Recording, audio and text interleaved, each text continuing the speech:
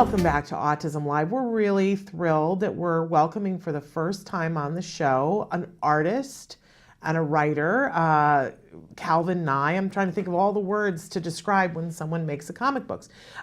So Calvin is joining us pretty much from where you do your work. Is that correct, Calvin? Yes, that's correct.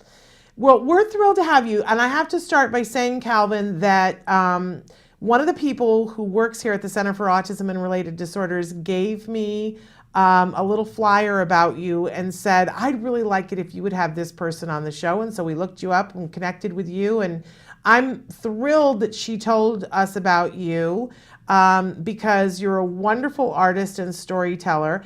I want you to tell our viewers a little bit about Calvin Nye Comics and about your comic book hero. Well, Calvin Nye Comics started in 2011, and it's a project of mine that I've been doing for a while. It's mainly trying to show off all the work that I've been able to do, and trying to get a name for myself out there, so that I could prove to anyone that I could still do comic books. I started, the first one was Ricky the Fangirl Killer, which was actually more of a joke comic book back in, I want to say maybe 2008 or so, or 2009.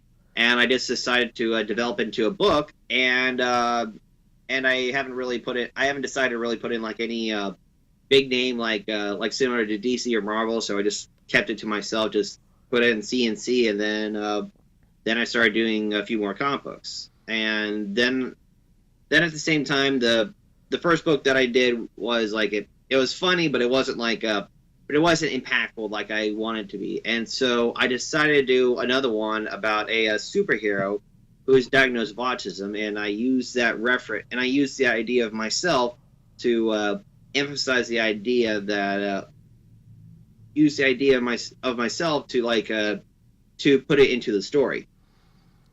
And tell us a little bit about the specifics of this hero, because as I was reading about it last night, I got chills. I got so excited.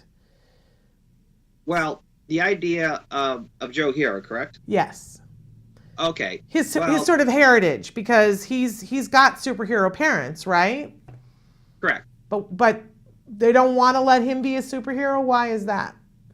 Well, it's not because his parents are want him to. It's not because his parents want him to not be a superhero. It's because in the universe that I made, there are a lot of superheroes, and they try to control the world as best they can. And one of their option was to take out any superheroes who have a disability. So one of the option was to actually have a shot, or basically have a syringe shot that could actually take away the powers from anyone they have. And Kevin Carter, aka Joe Hero, was the only kid who have not received that shot because of a very kind doctor and a very supporting parents. So as he grown old, instead of using that, he had a watch that had the same effect, but they decided not to use it. I mean, well, they decided to use it until he could decide on his own what he could do with it instead.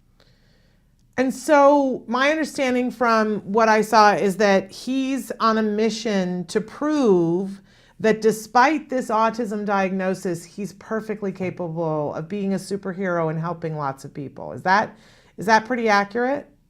Yep, exactly. It basically took the words out of my mouth. And I have to say, Calvin, I love that. That makes me so happy. What a wonderful, wonderful message for us to be sending to all kinds of people, that, we're all different and we all have different abilities, and that doesn't disqualify us from a whole lot of things.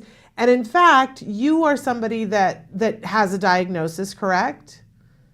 Correct. I was diagnosed with autism at the age of, I believe, maybe 4 or 5. And there was a lot of struggle for my family to go with that discovery, but they also embraced it at the same time, where they were able to work with me. They changed the whole career path from being artists and cooks to actually being teachers to advocate to be an advocate for autism awareness and disability service. Well, I really want to spread the word here because, you know, part of what you're doing is proving beautifully that you are an artist and that you are somebody who can write comic books. So I want to tell everybody who's watching to support you in that and then see this character as he shows the world that he's a superhero. Where do we need to go to buy the comic book? Well, what you can do is, unfortunately, I don't have a physical copy like ability set up on my website, but you can go on calvinnyecomics.com, and then you could just go to the shop page, and then you can just buy all my books from there. It's a cheaper price than what I usually sell it for, and if you actually want to get a physical copy, then you kind of have to find me at a convention. Okay. Hold on a sec. Speaking of which, I'm actually doing a convention at the Stanley Comic Con next week on the 27th through the 28th, I believe. And 27th through the 29th. And where is that? What city? Los Angeles at the LA Convention Center. Okay. All right. Well, I want people to start following you. Have you got a Facebook page yet? Yes, I do. I have one. I have my page, Calvin Nye, and then you could also look up CN Comics, which has an image of my superhero with his mask on, or the logo that I go with, which is a little CN with a pencil on it, and then of it drawing stuff.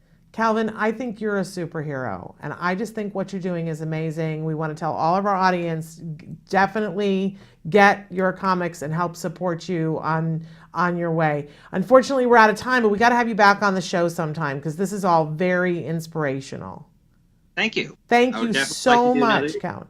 Thank you very much. Everybody check it out, Calvin Nye Comics, and get this comic book. See this hero in action. You're going to love it.